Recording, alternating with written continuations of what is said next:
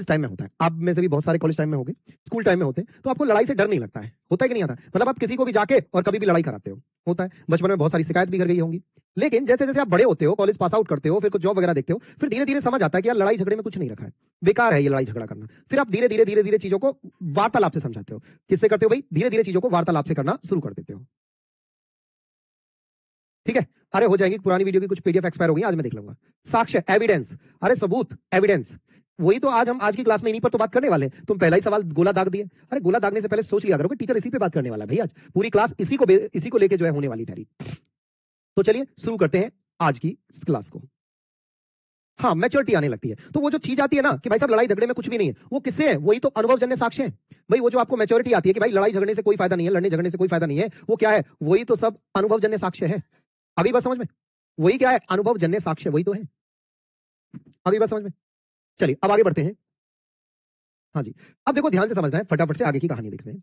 सबसे पहले बात करते हैं पूछताछ आधारित अधिगम, यानी इंक्वायरी बेस्ड लर्निंग। इसमें सबसे पहला जो टॉपिक है आपका, हेडिंग है आपका पूछताछ आधारित अधिगम, या जैसे आप कहोगे इंक्वायरी बेस्ड लर्निंग। अब ये होती क्या है इंक्वायरी बेस्ड लर्निंग? आइए समझते हैं।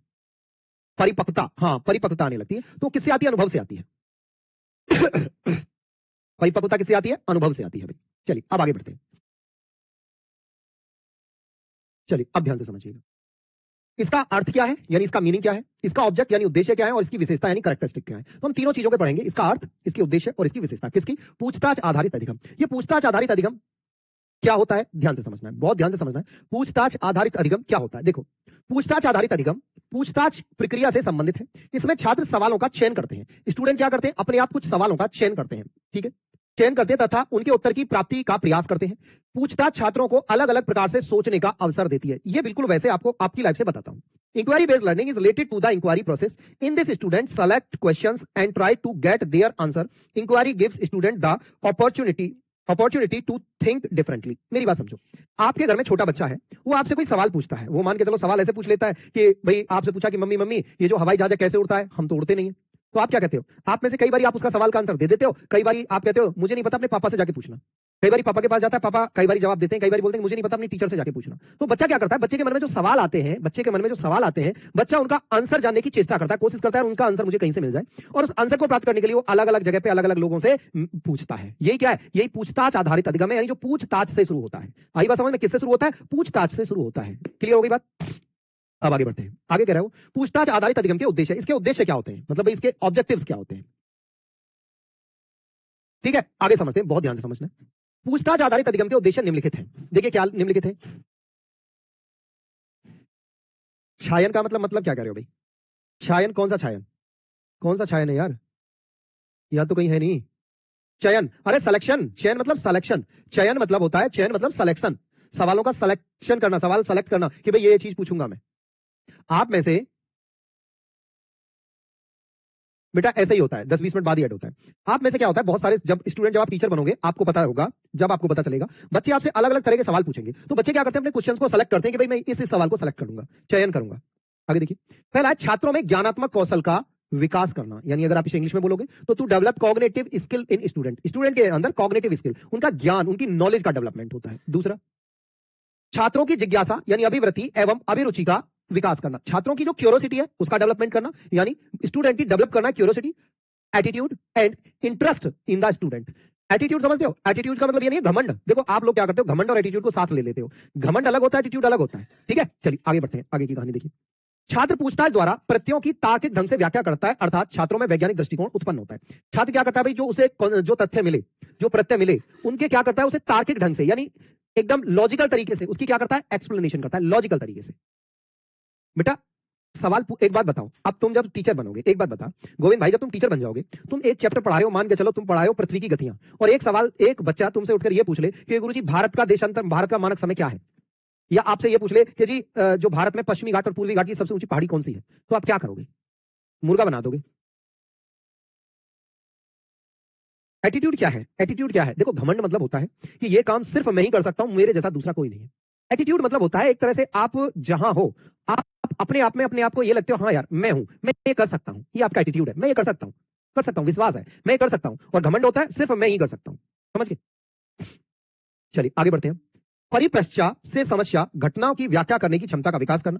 अनुदेशात्मक शिक्षण का उद्देश्य बोध क्षमता को विकसित करना, यानी समझिए through questioning the student explain the concept a logical manner to generate scientific attitude in the student. Scientific attitude मतलब होता है कि उसका जो वैज्ञानिक दृष्टिकोण है, एटीट्यूड मतलब होता है एक तरह से उसका जो है नजरिया। एटीट्यूड मतलब होता है साइंटिफिक एटीट्यूड मतलब उसका नजरिया क्या है, ठीक है। उसके बाद बात करें to develop the ability to explain problematic events through questioning, यानी जो प्रॉब्लमेटिक इवेंट्स हैं उन्हें क्वेश्चन के थ्रू सॉल्व किया जा सके। The objective of instructional teaching is to develop cognitive ability. आगे समझते हैं पूछताछ आधारित अधिगम की विशेषताएं क्या है, अब ये समझते हैं, यानी जो पूछताछ पर आधारित अधिगम होता है उसकी विशेषताएं क्या होता है। हाँ, एटीट्यूड मतलब होता है हाव भाव, दृष्टिकोण, नजरिया, हाव भाव कैसे हैं उसके।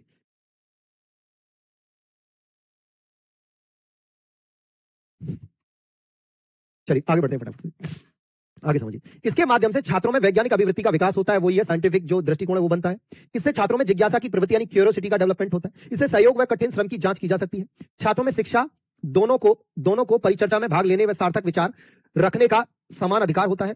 छात्र व शिक्षक दोनों परिचर्चा कर सकते हैं।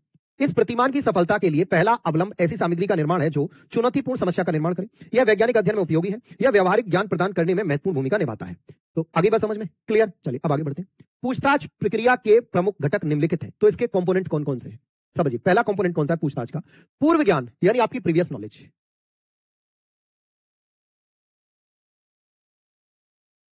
ठीक है भाई। अगर मैं बात करूं तो यहां पर क्या है, पूर्व ज्ञान की समीक्षा, शिक्षक को छात्रों के पूर्व ज्ञान की जानकारी होनी चाहिए। देखिए समझिए, मैं आपको इसको एग्जांपल देता हूं, समझिए इस बात को।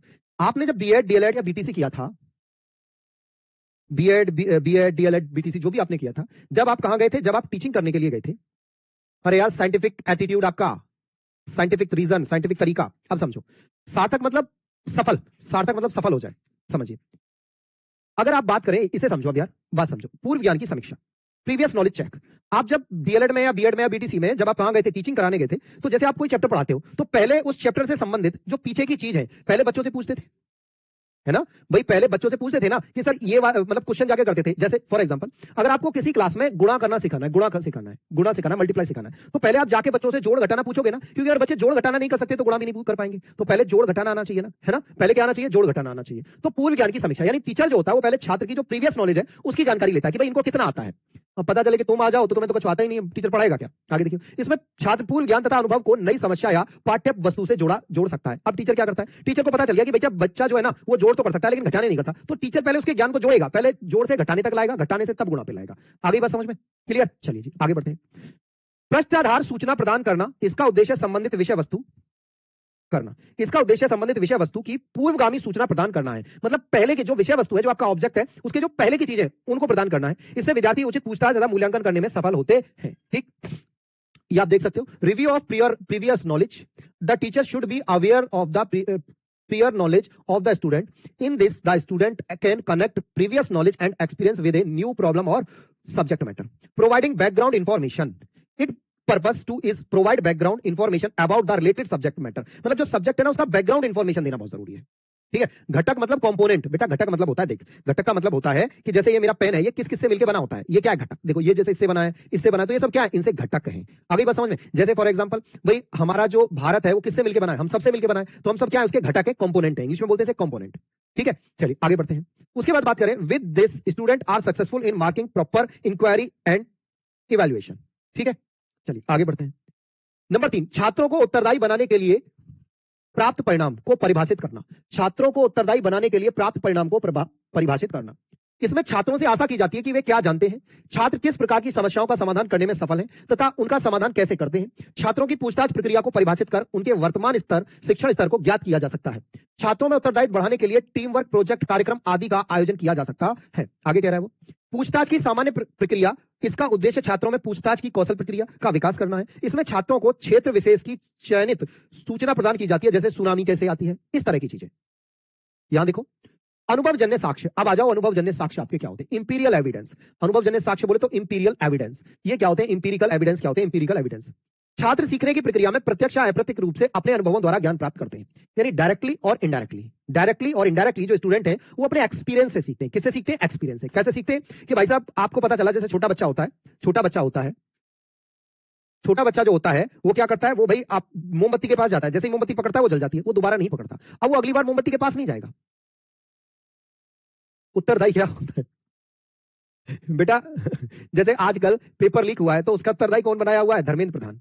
उसका उत्तरदायी कौन है? धर्मेंद्र प्रधान। यानी जवाबदेही, किसकी जवाबदेही है? धर्मेंद्र प्रधान की। इंग्लिश में एक वर्ड होता है, याद नहीं आ रहा है, उत्तरदायी का मतलब होता है अरे जवाबदेही, इंग्लिश में अरे क्या बोलते हैं उसे, अरे इंग्लिश में क्या बोलते हैं, एक वर्ड होता है जवाबदेही, मतलब अरे क्या बोलते हैं, नहीं एक वर्ड होता है इंग्लिश में, क्या होते हैं? रेस्पॉन्सिबिलिटी, हाँ जवाबदेही, रेस्पॉन्सिबिलिटी, अकाउंटेबिलिटी। जवाबदेही मतलब होता है अकाउंटेबिलिटी, हाँ अकाउंटेबिलिटी, रेस्पॉन्सिबिलिटी नहीं, अकाउंटेबिलिटी, नॉट रेस्पॉन्सिबिलिटी, अकाउंटेबिलिटी। उसकी अकाउंटेबिलिटी किसकी है? उसे बोलते हैं रेस्पॉन्सिबिलिटी नहीं, अकाउंटेबिलिटी, जवाबदेही, अकाउंटेबिलिटी, जवाबदेही। ठीक है, चलिए अब आगे बढ़ते हैं। परंतु उनका ज्ञान तार्किक दृष्टि से उपयुक्त नहीं होता। देखो बच्चा जो होता है, इसे समझो, इसे ध्यान से समझो, इसे बहुत अच्छे से मैं समझाने वाला हूं, बहुत ध्यान से समझो। बच्चा जो होता है वो अपने अनुभव के आधार पर सीखता है, लेकिन उसका जो ज्ञान होता है वो तार्किक रूप से उपयुक्त नहीं होता। कैसे? आइए मैं समझाता हूं, एक उदाहरण लेते हैं। मान के चलिए जैसे एक बच्चा देखता है और उसे पता चलता है कि यार जो चिड़िया है वो उड़ती है। एक उसे मान के चलो कौवा दिखाई दिया, उसे कौवा दिखाई दिया, उस बच्चे ने देखा कि यार कौवा जो होता है वो उड़ता है। अब जब भी वो अगली बार देखेगा तो उसे अनुभव क्या है? उसे अनुभव क्या है? उसे अनुभव यह है कि जो कौवा है वो क्या करता है। काम कर, एक बच्चा है, इसे इसके कमेंट ब्लॉक कर दे। हाँ, ये नाम है सुभाष सिंह, ब्लॉक कर दे। हाँ, कमेंट मुझे नहीं दिखना चाहिए। हाँ हाँ जल्दी, ठीक। चलो अब देखो ध्यान, जैसे कौवा है, अब बच्चे को पता चल गया, क्या पता चल गया?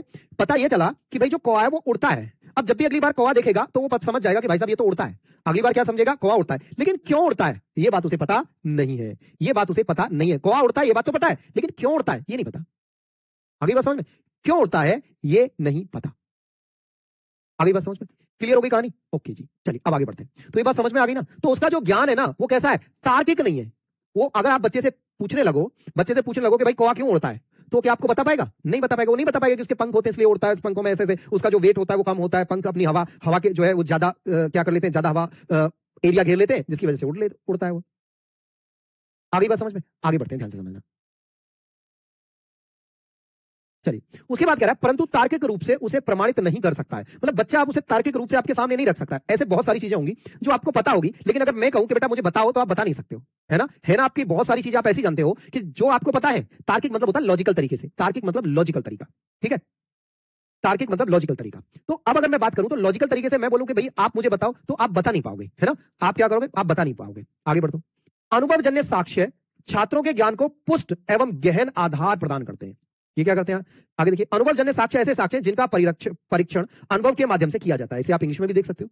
In the process of learning the student acquires knowledge directly or indirectly through his experience, but his knowledge is not logically appropriate. He acquire knowledge through experience, यानी जो acquire किया उन्होंने knowledge जो ग्रहण किया, acquire मतलब जो ग्रहण किया, but is unable to prove it logically. ठीक है?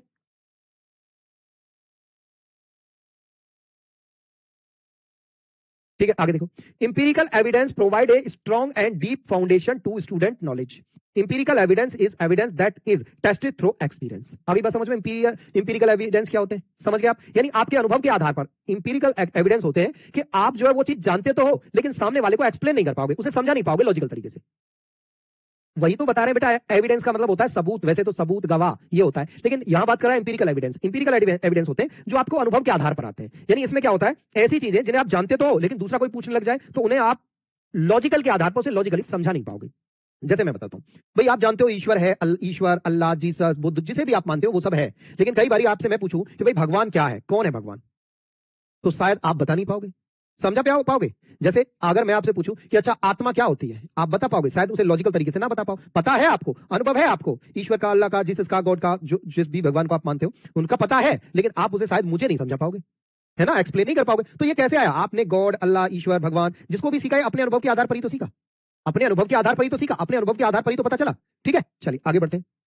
सामाजिक अध्ययन या सामाजिक विज्ञान शिक्षण के अंतर्गत कक्ष में विभिन्न तथ्यों पर प्रमाण उपलब्ध कराना तो संभव नहीं होता है। देखिए, आप बहुत सारे टॉपिक ऐसे होते हैं जहां आप क्लास में सबके प्रूफ ला सकते हो, सबके प्रमाण ला सकते हो, सबके एविडेंस ला सकते हो, नहीं।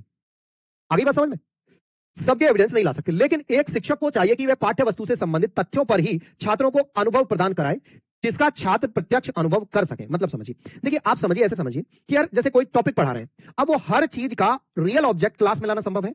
भाई एक बात बताओ कि आपको टीचर, मैं आपको पढ़ा रहा हूं, जैसे मिनरल्स है, खनिज है, क्या खनिज लाना, खोद के खनिज लाना कई बार क्लास में संभव नहीं होता, लेकिन खनिज आपको पता तो होना चाहिए ना, खनिज आपको पता तो होगा ना। हाँ जी, आज 1:30 पे ईवीएस की भी क्लास है ना, तो खनिज आप पता है, तो खनिज आप क्लास में पढ़ के जाइए और बाहर जाके उसे लाइव देख सकते हो। खनिज मिनरल्स क्या होते हैं, लॉयस क्या होता है, पेट्रोलियम क्या होता है, ये क्लास में लाना संभव नहीं है, लेकिन आप क्या करोगे, बाहर आप उसे देख सकते हो। आगे बात समझ में? गोविंद बेटा पढ़ ले, फिर कहते हो तुम समझ नहीं आया। बेटा इस पेपर में थोड़ी ना आएगा कि मेरी शादी हुई है कि नहीं हुई है?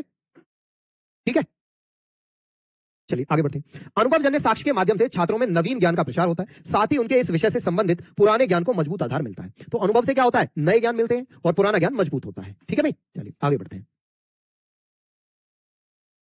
हाँ, ईवीएस का पेडागोजी होगा।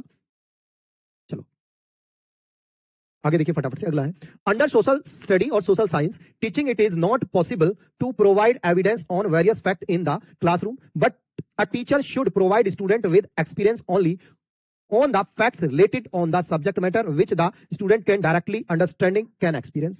Through empirical evidence, new knowledge is disseminated among the student, and their old knowledge related to the subject also gets a strong foundation. आगे आ जाइए, अन्वेषण और अनुसंधान। देखिए अन्वेषण मतलब क्या होता है, अन्वेषण जिसे आप इंग्लिश में बोलते हो एक्सप्लोरेशन, रिसर्च, खोजबीन, रिसर्च या खोजबीन, ये क्या होता है? अन्वेषण मतलब होता है खोज। अन्वेषण मतलब क्या होता है? खोज होता है भाई।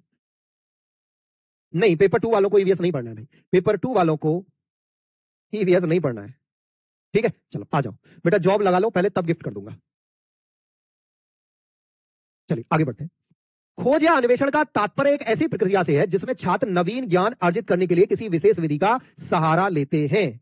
आपको न्यू नॉलेज गेन करनी है, आपको नया ज्ञान लेना है, नया ज्ञान अर्जित करना है, तो आप क्या करोगे, किसी विधि का सहारा लोगे, कोई मेथड आप यूज करोगे। फॉर एग्जांपल, जैसे आपने क्या करना है, प्रयोगशाला में मीथेन गैस बनानी है, तो आप क्या करोगे, कोई विधि लगाओगे, कोई जुगाड़ लगाओगे, तो क्या करोगे, एक नई विधि का सहारा लोगे। जीवन में ना ये वाली चीज जीवन में भी आपकी अप्लाई होती है, यानी जब भी आप कोई क्या करते हो, आप क्या करते हो, जब भी आप कुछ नया सीखने का चाहते हो या कोशिश करते हो, तो आप कोई ना कोई नई विधि सीखते हो। ठीक है, आगे समझिए। अन्वेषण विधि का प्रतिपादन सर्वप्रथम प्रोफेसर H.E. आर्मस्ट्रॉन्ग द्वारा किया गया। ये नील आर्मस्ट्रॉन्ग के भाई नहीं थे, कौन है ये? H.E. आर्मस्ट्रॉन्ग के द्वारा किया गया। इस विधि का आधार आर्मस्ट्रॉन्ग ने हर्बर्ट स्पेंसर के इस कथन से रखा कि बालकों को जितना संभव हो बताया जाए और जितना अधिक संभव हो खोजने को प्रोत्साहित किया जाए। जैसे कई बार बच्चों से कहा जाता है कि अच्छा एक काम करो, बाहर जितने भी फूल है ना, उनका रंग, खुशबू, आकार, प्रकार सब लिख के लाओ। आगे बात समझ में, सब चीज लिख के लाओ। ठीक है, चलो आगे बढ़ते हैं। तो डिस्कवर और exploration means a process in which student resort to a particular method to acquire new knowledge. ठीक है, the investigation method was first propounded by professor, it was done by H.E. Armstrong based this method on Herbert Spencer's statement that children should be told as much as possible as they should be encouraged to discover as much as possible. ठीक है, हाँ जी, वैज्ञानिक का नाम है, ये वैज्ञानिक के नाम है H.E. आर्मस्ट्रॉन्ग और ये हर्बर्ट स्पेंसर, ये वैज्ञानिकों के नाम है। हाँ जी, ज्ञान खोजबीन से होता है। देखो जैसे मैं आपको ज्योग्राफी पढ़ाता हूं, मैं जितनी भी रिवर है ना, उन सब रिवर का, मोस्टली रिवर का मैं ऐसे मैप बना देता हूं, आंख बंद करके, यहां से जा रही है, यहां से जा रही है, देवप्रयाग पे गंगा ऐसे मिल रही है। पता रीजन क्या है? क्योंकि वो चीजें मैंने लाइव देखी है वहां। जैसे अच्छा एक बात बताओ आपने एक नाम सुना होगा, भाखड़ा नागल डैम, सुने हो? भाखड़ा नागल डैम सुने हो कि नहीं? बताओ, कमेंट करके बताओ, अगर सुना है तो यस लिखो। एक लिख रहा है वही तो मैं नया ज्ञान जानना चाह रहा हूं कि आपकी शादी हुई है कि नहीं हुई है। बेटा मत जान, ये ज्ञान तुम्हारे लिए जरूरी नहीं है। नहीं, इनका नाम याद रखने की जरूरत नहीं है, कभी नहीं आएंगे। हाँ जी, जानते हो ना, आज मैं आपको एक चीज बताता हूं, शायद आज से पहले आपको नहीं पता होगा, मुझे भी नहीं पता था, रियलिटी बताऊं, मुझे भी नहीं पता था, लेकिन मुझे भी अब आज से 2 साल, लगभग 1-2 साल पहले, 2 साल पहले ही पता चला। क्या पता चला मुझे पता चला भाखड़ा नागल डैम, जो कि हम पढ़ते हैं कहां, कोई कहता है पंजाब में सतलज नदी पर है, कोई कह रहा है हिमाचल प्रदेश में सतलज नदी पर है। वास्तव में जो बांध है ना, भाखड़ा नागल बांध, भाखड़ा नागल बांध, ये बांध है ना, ये बांध एक बांध नहीं है, 2 बांध है। भाखड़ा बांध अलग है, नागल बांध अलग है। आज पता चला, भाखड़ा बांध अलग है, नागल बांध अलग है। भाखड़ा नागल एक डैम नहीं है, भाखड़ा नागल 2 डैम है। आगे बात समझ में, यानी ये भाखड़ा नागल है, ये है हिमाचल प्रदेश के बिलासपुर जिले में है, और ये पंजाब के नागल में है, ये हिमाचल में है, और ये लगभग इससे 10 से 12 किलोमीटर की दूरी पर, 10-12 किलोमीटर की दूरी पर है। कहां? ये लगभग 12 किलोमीटर की दूरी पर है, ये पंजाब के नागल में है। तो ये पंजाब में है, ये भाखड़ा बांध जो है वो हिमाचल में, नागल बांध पंजाब में है। ये 2 बांध है, भाखड़ा बांध बहुत बड़ा है, नागल बांध छोटा है। नागल बांध छोटा है, भाखड़ा बांध के फ्लो को कंट्रोल करने के लिए बनाया गया है।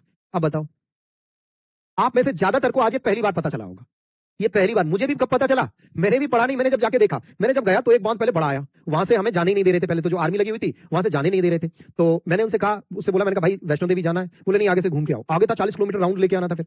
तो फिर मैंने जो सीनियर था 2 स्टार उससे बात की, सरदार जी थे, मैंने कहा सरदार जी ऐसे ऐसे दर्शन करने जाना है माता के। बोले कहां से आए हो, मैंने कहा जी यूपी से। तो सरदार जी बोलते अच्छा वो बदमाशों वाला यूपी, अरे मैंने कहा नहीं सरदार जी अब तो सुधर गया, एनकाउंटर एनकाउंटर हो गए बदमाशों के। बोले अच्छा, बोले क्या करते हो, हमने बताया जी पढ़ाते हैं। बोले अच्छा, फिर उन्होंने एक रसीद दी, उस पर सिग्नेचर कुछ लिखा और बोले कि अगर कोई रास्ते में रोके तो इसे दिखा देना। हम जो फिर डैम के अंदर से निकल के गए, बिल्कुल डैम जैसे ये डैम है जस्ट इसके ऊपर से निकल के गए हम। तो वहां फिर एक डैम आया, फिर हम वहां रुकने नहीं देते किसी को, अगर आप गाड़ी लेके जा रहे हो ना तो सीधा चलते चलो, रुकना नहीं है। अगर आप रुके तो पीछे से पता भी नहीं होगा आपको कि कौन आपको देख रहा है, सीटी बजा देगा वो कि रुकना नहीं है, रुकना नहीं है, चलते रहो। फिर आगे एक डैम आया, फिर वहां पूछा, मैंने कहा भैया ये कौन सा डैम है कि नागल डैम है। मैंने कहा पीछे कौन सा डैम था, भाखड़ा। मैंने कहा 2 है क्या, बोला हाँ सर ये 2 है, भाखड़ा डैम अलग है और नागल डैम अलग है, तो ये 2 डैम हो गए। आगे बात समझ में, ये मुझे भी पहली बार ही पता चला था। चलिए अब आते हैं फटाफट से। तो ये क्या है, ये जब आपका कैसे पता चला, रिसर्च से, खोजबीन से, जब आप वहां जाके गए खोजबीन किया तब आपको पता चला।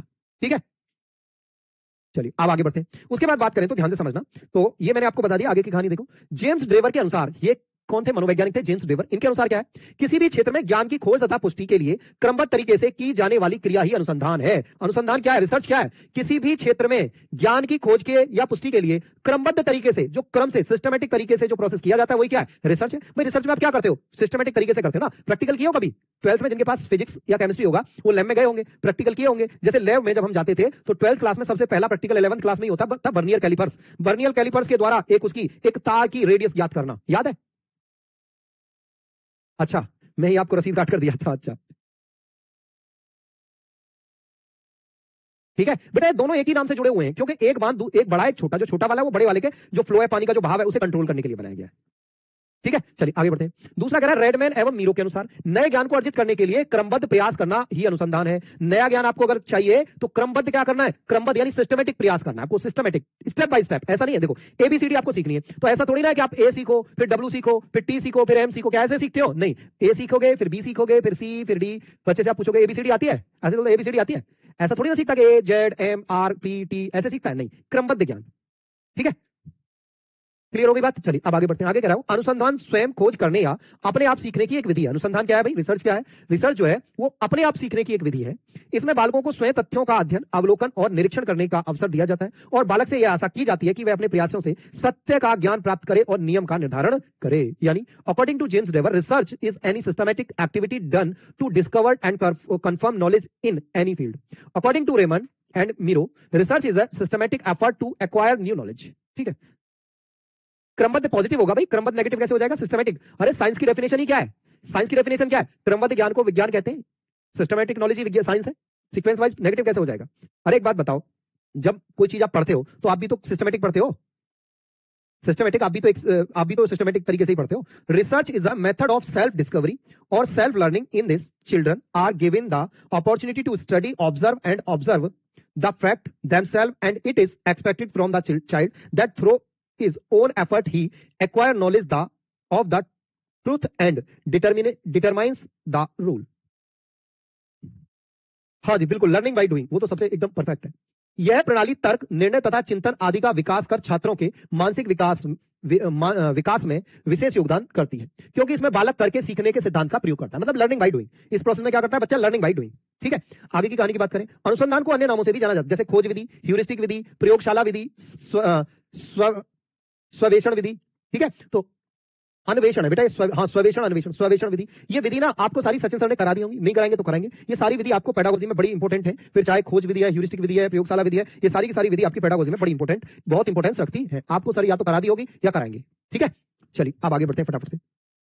अनुसंधान में बालक पर ज्ञान ऊपर से आरोपित नहीं किया जाता, मतलब ज्ञान थोपा नहीं जाता है कि ये ले बेटा, ले नॉलेज, कर ले याद, नहीं, ऐसे नहीं किया जाता कि ये ले भाई कर ले याद। ठीक है, बल्कि उन्हें स्वयं सत्य की खोज करने के लिए प्रेरित किया जाता है। मतलब बच्चे को ऐसे नहीं कि ले बेटा ये ले नोट्स और मार ले रट्टा, ऐसा नहीं किया जाता है ना, ऐसा नहीं किया जाता। ठीक है, ऐसा नहीं किया जाता, बल्कि बेटा बताऊंगा ये सारी विधियां क्या है एक एक करके। अरे तो करवा देंगे, अरे तो करवा देंगे, काय परेशान हो रहे हो, सब करवा देंगे। अरे मैं करवाऊंगा, तसल्ली रखो, आगे आएगी, मैं करवाऊंगा। तो ऐसे में अगर मैं बात करूं तो ध्यान से समझना, ऐसे में क्या होता है, बच्चा खुद ही सत्य की खोज करता है।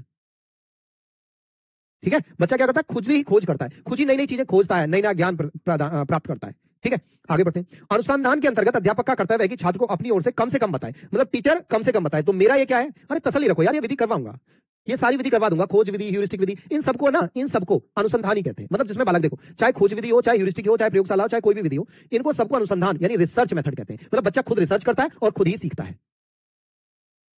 आगे बात समझ में? चलिए आगे बढ़ते हैं। तो टीचर का काम है कि इसमें बच्चे को कम से कम बताए। टीचर का काम है कि इसमें बच्चे को कम से कम बताया जाए। तो टीचर का काम क्या है? कम से कम बताना। मैं वही करूंगा। अब मैं आपको ज्यादा नहीं बताया करूंगा, पता चले आप तो कमेंट बॉक्स ही भर दोगे, ठीक है। और उसे स्वयं अधिक से अधिक सत्य प्राप्त करने का अवसर प्रदान करे। यानी एज अ टीचर आप ये सोचिए कि बच्चे को आप कम से कम बताएं और बच्चा खुद से ज्यादा सीखे। बच्चा खुद से ज्यादा सीखे, ठीक है।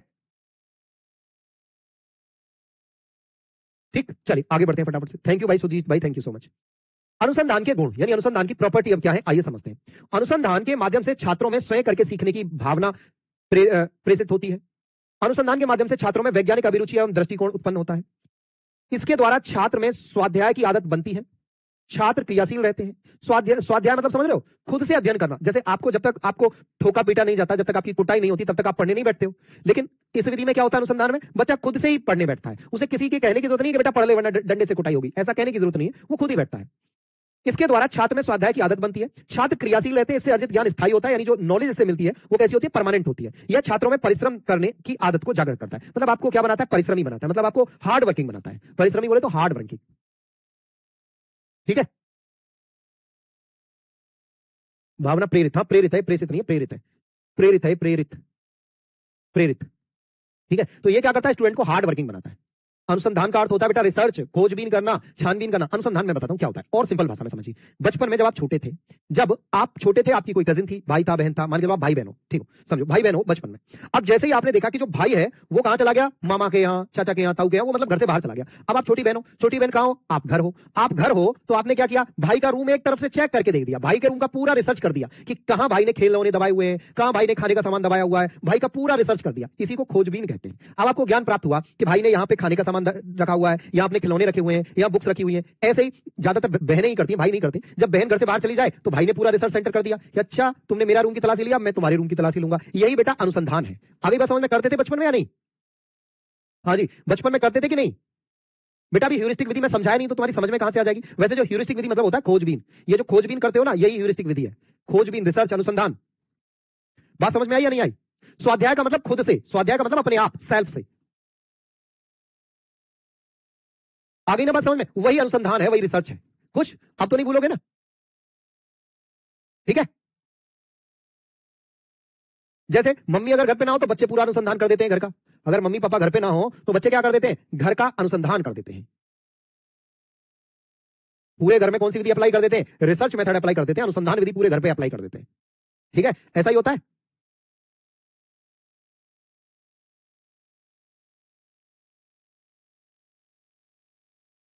ठीक है, चलिए आगे बढ़ते हैं फटाफट से। आगे देखिए आगे की कहानी क्या कर रहा है। तो quality of research, following are the merits of research. तो देखिए अलग अलग क्वालिटी है, अलग अलग। Through research student develop the feeling of learning by doing themselves. यानी लर्निंग बाय डूइंग को ही यहां मेन चीज दिया गया है। Through research scientific interest and attitude is generated in the student. यानी उनका जो वैज्ञानिक नजरिया कैसा हो जाएगा, एटीट्यूड कैसा हो जाएगा, उनका वैज्ञानिक तरीके से होगा। मतलब किसी चीज को किसी चीज को क्या करें, किसी चीज को वैज्ञानिक तरीके से देखने का उनका तरीका बदल जाएगा। मतलब हर चीज को ऐसे देखेंगे। वो जैसे तुलसी का पौधा है तो तुलसी के पौधे के नीचे दीपक जलाते हैं, उसको भी वो वैज्ञानिक तरीके से देखेंगे, यार तुलसी के पौधे के नीचे दीपक आखिर जलाते क्यों है, तो उसका साइंटिफिक रीजन क्या है। जैसे ये बोलते हैं कि भाई जो है शाम के समय झाड़ू नहीं लगाना चाहिए, तो उसका वैज्ञानिक रीजन क्या था, शाम के समय झाड़ू नहीं लगाना चाहिए, वैज्ञानिक रीजन क्या था भाई, सिंपल था कि शाम के समय देखो पहले लाइट तो होती नहीं थी, अंधेरा होता था। तो मान के चलो आपकी कोई कीमती चीज नीचे गिर जाए, पता चले वो झाड़ू के साथ और चली जाए, तो इसलिए झाड़ू हमेशा सुबह सुबह लगाना चाहिए। तुलसी के नीचे दीपक जलाना चाहिए जिससे ओजोन रेज मजबूत हो। तो पीपल को नहीं काटना चाहिए क्योंकि उसमें भूत रहते हैं। ये तो क्या है वैसा, लेकिन वैज्ञानिक साक्ष्य क्या है, क्योंकि पीपल हमें ऑक्सीजन सबसे ज्यादा देता है, ठीक है। बेटा सबका कमेंट पहुंच रहा है, आगे देखिए। Through this the habit of self study is formed in the student remains active, the knowledge acquired due to the become permanent, it evokes the habit of working hard in the student, ठीक है। अरे सबका comment आ रहा है भाई, आलिया जी सबका comment आ रहा है। अरे मुझे भी पता है भाई क्लास है, लेकिन और रुक जाओ 2-4 मिनट, रुक जाओ, मैं बता रहा हूं कहां तक करा दूं। चलो अनुसंधान की सीमा तक, ये अनुसंधान रिसर्च वाला खत्म कर दो। इसके द्वारा बालकों में आत्मानुशासन, आत्मसंयम एवं आत्मविश्वास जागृत होता है। मतलब आत्मानुशासन मतलब खुद से क्या रहेंगे, अनुशासन में रहेंगे। खुद से क्या रहेंगे, अनुशासन, अनुशासित रहेंगे, है ना। खुद से क्या रहेंगे, एकदम वेल मैनेज रहेंगे। आत्मसंयम मतलब खुद पर सेल्फ कंट्रोल, आत्मसंयम। जैसे ये क्या होता है, देखो आत्मानुशासन मतलब, आत्मानुशासन का मतलब क्या होता है कि भाई साहब जैसे आप खुद से ही टाइम से पढ़ने बैठते हो, टाइम से जगते हो, टाइम से खाते हो, टाइम से पीते हो, आपसे कोई कहता नहीं, आप खुद से ही करते हो। आत्मसंयम, आपका मन कर रहा है कि बर्गर खा ले, कि नहीं यार बर्गर नहीं खाना, चाउमीन नहीं खाना, बाहर का नहीं खाना, इससे क्या हो जाएगा, मेरी हेल्थ खराब हो जाएगी। मन कर रहा है क्या कि चल भाई सब दोस्त कहां जा रहे हैं, क्रिकेट खेलने जा रहे हैं, तू भी चल, लेकिन आत्मसंयम क्या, नहीं यार क्रिकेट नहीं खेलना है, पढ़ना है क्योंकि पेपर है अगले हफ्ते। ठीक है, तो ये क्या है, ये आपका आत्मसंयम एवं आत्मविश्वास और अपने ऊपर कॉन्फिडेंस, सेल्फ कॉन्फिडेंस है कि भाई इस बार मैं नौकरी लेके रहूंगा। तो इन सारी चीजों का डेवलपमेंट किसके द्वारा होता है, रिसर्च के द्वारा होता है, अन्वेषण के द्वारा होता है। सफलता प्राप्त करने पर बालक उत्साही होते तथा उन्हें प्रेरणा मिलती है। अनुसंधान अधिगम को अधिक स्पष्ट और स्थायी बनाता है। अनुसंधान के द्वारा छात्र की अंतर्दृष्टि भी तेज होती है। उच्च अध्ययन के प्रति रुचि, उत्साह और जिज्ञासा उत्पन्न होती है। जब अनुसंधान, रिसर्च, खोज करते हैं, देखो समझो, आपने अगर फिजिक्स केवल रट्टा मार के 12th में पढ़ी है तो आपका बीएससी में फिजिक्स लेने का कतई मन नहीं करेगा। आप बोलोगे जी जैसे तैसे मैं फिजिक्स केमिस्ट्री में पास हुआ, मैं नहीं लूंगा, अब बीएससी में नहीं करूंगा। लेकिन अगर उसी में आपने रिसर्च किया, फिजिक्स में जाकर मैं प्रैक्टिकल किया 12th क्लास में, तो आप क्या करोगे, नहीं यार फिजिक्स में बड़ा इंटरेस्ट आता है, मैं तो बीएससी करूंगा, फिजिक्स लूंगा। आई बात समझ में। चलिए आगे बढ़ते हैं। थ्रो दिस सेल्फ डिसिप्लिन, तो सबसे पहले आप डिसिप्लिन में, खुद ही डिसिप्लिन में आ जाओगे, सेल्फ कंट्रोल, अपने ऊपर कंट्रोल होगा, एंड सेल्फ कॉन्फिडेंस, क्या आ जाएगा, सेल्फ कॉन्फिडेंस आ जाएगा। आगे बात समझ में, यानी सेल्फ कॉन्फिडेंस, सेल्फ कंट्रोल, कि आप कॉलेज में गए, नए नए स्कूल से कॉलेज में गए, वहां जाके देखा कि आप फिसलने लगे, बहुत फिसलने के बहुत सारे। कॉलेज में क्या होता है, कॉलेज में क्या होता है, कॉलेज में भाई साहब आप बहुत सारी चीजें होती है। एक तो आपके दोस्त बन जाते हैं कुछ वैसे अलग टाइप के, तो उनकी तरफ आप आकर्षित होने लगते हो, प्रेम की तरफ आप आकर्षित होने लगते हो। तो यहां खुद को सेल्फ कंट्रोल करना, खुद को बैलेंस करना, ये कौन सिखाता है, आपको अन्वेषण सिखाता है, खोज सिखाती है, अनुसंधान सिखाता है। ठीक है, चलिए आगे बढ़ते हैं। चलिए उसके बाद कह रहा है वो, are award in children, when children achieve success they become enthusiastic and get inspiration. Research make learning more clear and permanent. Through research is insist of student also sharpness, interest and curiosity toward higher study arise. बेटा ये दोनों के लिए होता है, लड़कियों के लिए भी होता है, लड़कों के लिए भी होता है। ठीक है, दोनों के लिए, दोनों फिसलने लगते हैं। ऐसा नहीं केवल लड़के फिसलते हैं या केवल लड़कियां फिसलती हैं, दोनों फिसलने लगते हैं। अच्छा चलिए आगे बढ़ते हैं, फटाफट से आगे आ जाइए। आगे अनुसंधान की सीमा, यानी अनुसंधान की लिमिटेशंस क्या होती हैं। तो आइए लिमिटेशंस हम आपको बताते हैं कि अनुसंधान की सीमाएं। देखिए छोटी कक्षाओं के लिए अनुसंधान उपयुक्त नहीं है, भाई छोटे बच्चे ये सब नहीं कर सकते। ठीक है, छोटी कक्षाओं के लिए अनुसंधान उपयुक्त नहीं है, क्योंकि इसके लिए आवश्यक उपयुक्त तार्किक व निरीक्षण शक्ति का छोटे बच्चों में अभाव होता है। मतलब छोटे बच्चे इतना नहीं सोच सकते, छोटे बच्चे उतना नहीं सोच सकते। इस शिक्षण विधि में मंदबुद्धि विद्यार्थी आगे नहीं बढ़ पाते तथा पाठ्यक्रम धीरे धीरे बढ़ता है। मतलब इसमें ना जो आपका सिलेबस होगा वो बहुत धीरे धीरे बढ़ेगा। यह प्रतिभावान बालकों के लिए उत्तम विधि है, परंतु पूरी कक्षा के लिए ठीक नहीं है। मतलब जो थोड़े होशियार बच्चे होते हैं ना उनके लिए ठीक है, लेकिन पूरी कक्षा के लिए ठीक नहीं है ये विधि। एक सेकंड भाई,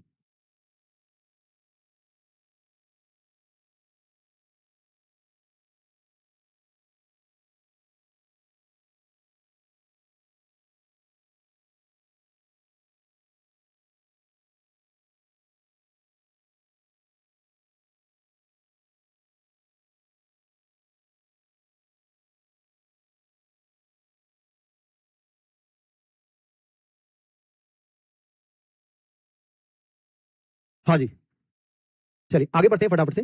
तो इनिशिएट लिमिटेशंस बता दी, ठीक है। आगे देखिए, अनुसंधान के अंतर्गत शिक्षण कार्य धीमा हो जाता है, जिससे पाठ्यक्रम को समय पर पूरा करने में कठिनाई होती है। मतलब जो शिक्षण होगा ना आपको धीरे धीरे चलेगा, बहुत धीरे धीरे टीचर पढ़ाएगा, तो जिससे क्या होगा, आपका टाइम पर सिलेबस पूरा नहीं हो जाएगा।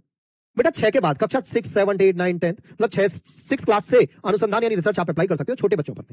अच्छा, परिणामों तक पहुंचने में शिक्षार्थी को अधिक समय लगता है, या मैं जब भाई विद्यार्थी खुद करेगा। देखो अगर आप खुद किसी सवाल को सॉल्व करते हो, तो आपको ज्यादा समय लगता है ना, तो इसमें समय ज्यादा लगता है, जिससे शिक्षक का धैर्य भी समाप्त हो जाता है। टीचर कहता है छोड़ो यार तुमसे ना हो पाएगा, ये लो मैं ही करा देता हूं। ऐसा होता है ना, मैं जैसे आपको कोई सवाल दिया, मैंने आपसे पूछा, थोड़ी देर बाद जब तक आपका आंसर नहीं आता फिर मैं ही जो कहता हूं यार छोड़ो टाइम वेस्ट होगा, मैं ही बता देता हूं। वैसे छात्रों को बताकर अपने कार्य की संतुष्टि करने लगता है। अनुसंधान का उपयोग खर्चीला है, क्योंकि प्रयोग के उपकरण एवं संदर्भ पुस्तक अत्यंत महंगी पड़ती है। ये क्या है भाई, ये खर्चीला है, ये क्या है, खर्चीला है। ठीक है, चलो तो यहां से आगे हम जो है बात करेंगे कल की क्लास में। ठीक है, आज इतना ही, कल की क्लास में बात करेंगे हम आगमन निगमन विधि क्या होती है, इन विधियों पे बात करेंगे। चलिए ठीक है, तो all the best, take care, tata bye bye, सभी को राम राम।